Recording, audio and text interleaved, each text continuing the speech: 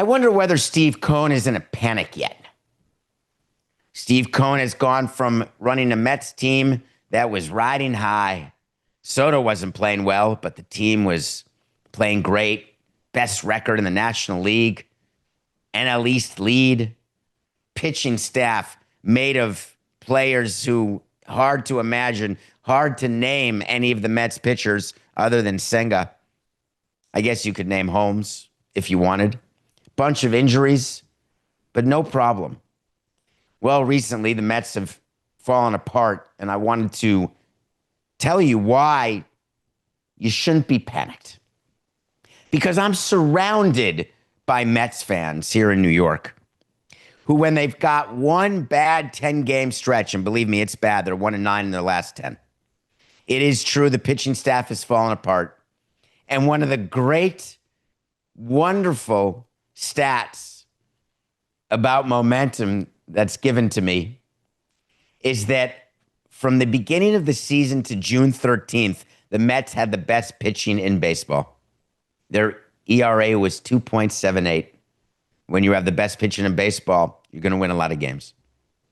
Since June 13th, and you know today is June 24th. So we're talking about the last 10 days. We're talking about a sample size that's so small in baseball, it is laughable and needs to be dismissed. However, for Mets fans, it's almost like they're waiting for the other shoe to drop. So yes, in the last 10 days, the Mets pitching has fallen apart. Instead of first in baseball, they're 27th in baseball. All of that is true. But here's the other thing that's true about the Mets that people seem to be forgetting, and they're dismissing it because they're sending out Acuna, they're sending out Alvarez, they're just making all these moves. Listen, do you know that right now the New York Mets are currently 46-33, a game and a half back of Philly? A game and a half back of Philly, who is 8-2 in their last 10, who has made up 7 games in the standings in the last 10. Do you know that the Mets are still in playoff positioning? Do you know that Juan Soto is playing better? Do you know the Mets are getting Montas back from injuries starting today?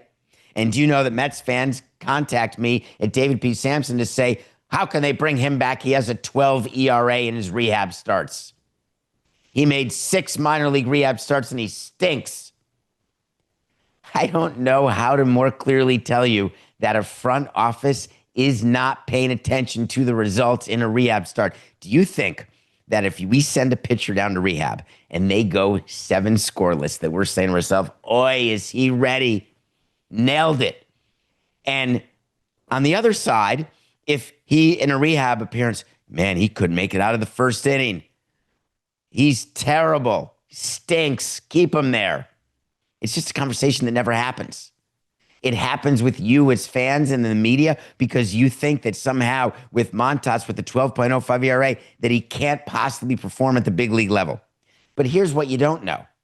Do you know what pitches he was using? Do you know what order he was throwing? Do you know, was he doing back to front or front to back? Was he meaning pitching backwards or pitching forwards?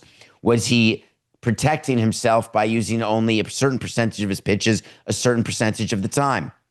All of that is planned in advance by the team. Hey, in your first rehab start, we're going to have you do 80% fastballs. And we'd like you to do it at 75% maximum effort.